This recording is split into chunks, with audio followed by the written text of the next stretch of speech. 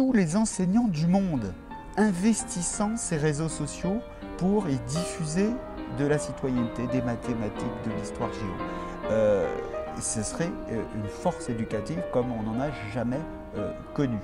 Donc on passe du temps de la nation au temps du monde? Alors là, j'ai parlé de trans-école, on peut parler de transnation. Il ne s'agit pas de faire nécessairement disparaître la nation existe toujours, mais il s'agit, oui, je le pense, d'en appeler à la réunion des acteurs de l'éducation au niveau mondial. Vous savez, il y a un mouvement en ce début du XXIe siècle qui est important, c'est sauver la planète face au progrès de la technologie et de la course matérielle. Donc il y a eu la prise de conscience de la nécessité de réunir les acteurs du climat, où qu'ils soient du Brésil, de Chine, d'Amérique. Eh bien, pourquoi ne pas faire la même chose avec les acteurs de l'éducation? Il y a en gestation depuis un siècle des mouvements internationalistes d'éducation. Et pourquoi aujourd'hui ne pas lancer à nouveau ce projet de ce que j'appelle de cosmo-éducation, ce projet de cosmo-éducation. Et simplement de se dire si tous ces acteurs de l'éducation eh bien, se réunissaient et investissaient ces réseaux, comme le font les acteurs du climat. Il faut sauver évidemment notre planète de la course matérielle, mais il faut sauver nos intellects de la course matérielle, de la technologie. Et donc il faut construire de la citoyenneté.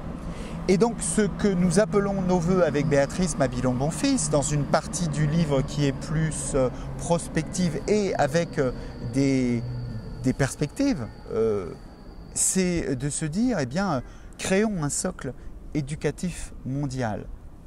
Ce socle éducatif mondial ne serait pas nivellement, ne serait pas uniformisation. Chateaubriand disait que serait un idiome universel et un peuple universel, ce serait une folie. Et Glissant préfère au terme d'universel associé pour lui à la colonisation, à l'imposition de principes faussement précisément universels. Il préfère le concept de diversalité. Donc dans ce socle éducatif mondial, c'est la diversalité qui doit être mise en avant et pas l'uniformité. Mais comment créer ce socle éducatif mondial pour qu'il y ait un dénominateur commun à tous les citoyens du monde. Ce dénominateur commun à tous les citoyens du monde ne peut pas être une somme de disciplines. Je prends souvent l'exemple du cerveau et des temps modernes de Chaplin en disant un cerveau, ça ne se construit pas comme une voiture.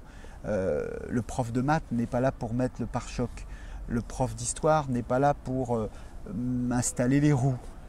Et ça ferait au total une belle voiture ou un beau cerveau capable de comprendre le monde. Non, il ne comprendrait le monde, ce cerveau, que par magie. Lorsque l'on construit un cerveau de briques et de brocs, de disciplines associées, eh bien, on n'a pas au total un citoyen capable de comprendre le monde. Donc pour comprendre le monde, il faut mettre les disciplines, pas dissoudre les disciplines, pas les supprimer, mais mettre les disciplines au service du sens. Et c'est pour cela que ce socle éducatif mondial pourrait, plutôt que d'associer les disciplines, eh bien, être éducation à la relation. Je reprends la terminologie glissanienne et du savoir relation.